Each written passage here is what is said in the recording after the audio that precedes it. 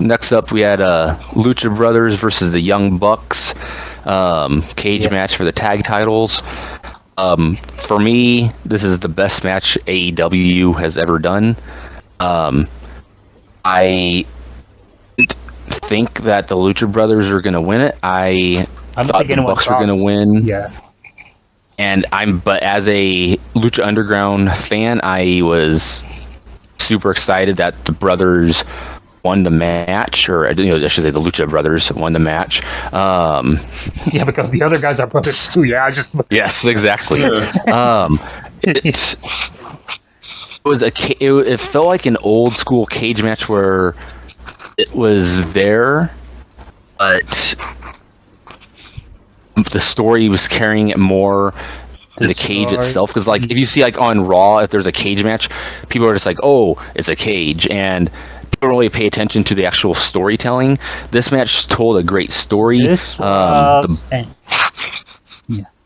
You finish your thought there. The Bucks had psychology in it, and it was one of those long time coming matches.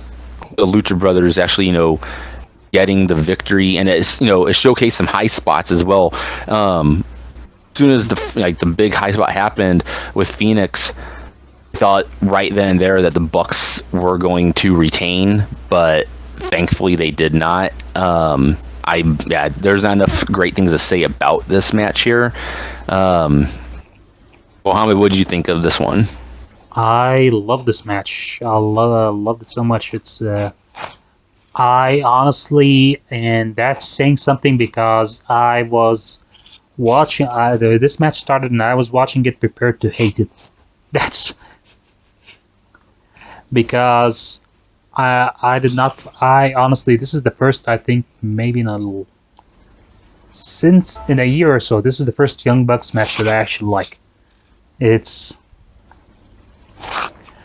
and like I said, because I always thought, I was saying this when they were in New Japan, that anyone who thinks the Bucks are spot monkeys is just not paying attention. But we didn't see that side of them until in AEW, until this match. The storytelling, pricks that can go. That's what they were in New Japan. That's how they ruled over the junior tag team division in Japan Pro Wrestling. They were a couple of cocky little shits, but man, can they wrestle? Yeah. And man, can they tell stories in those rings? If you remember their matches with Red Dragon in New Japan, their matches with Roppongi 3K in New Japan, these guys were selling a lot, and I didn't see that. I didn't necessarily. Maybe I maybe I wasn't paying attention to the matches in AEW that much, but I don't remember seeing that side from them until All Out in AEW. They were, and also as a Pentagon fan,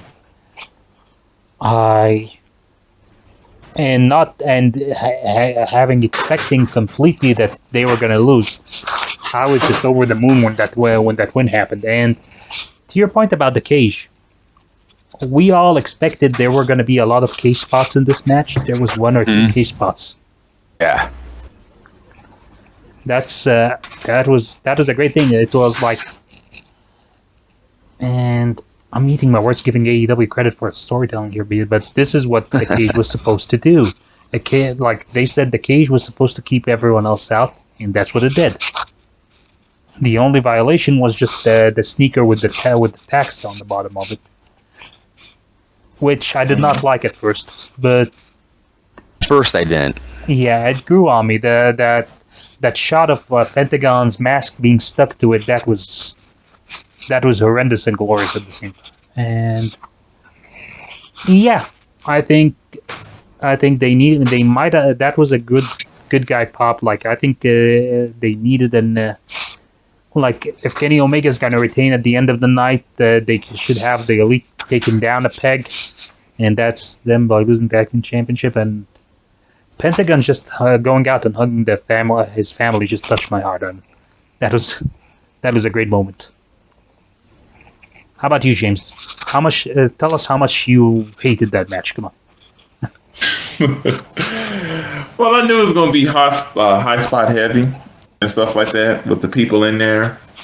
But I loved it though. It was great, and I do pay attention to the Bucks match. Sometimes they go a little bit crazy, and I knew it wasn't a match for purists and stuff like that. But sometimes you got to go a little bit off the wall, a little bit, not all the time, but just a little bit in one particular match. And I loved everything. It was great. I love all the little, I like the Bucks as douchebags, and they really showed it there. And that makes me Yeah, hate them they so did, much that you and want they them to and they didn't go overboard with being douchebags in this one. And No. yeah, sorry to cut you off, but So- I remember like Rock. They were in a New Japan Pro Wrestling match. I can't remember where it was.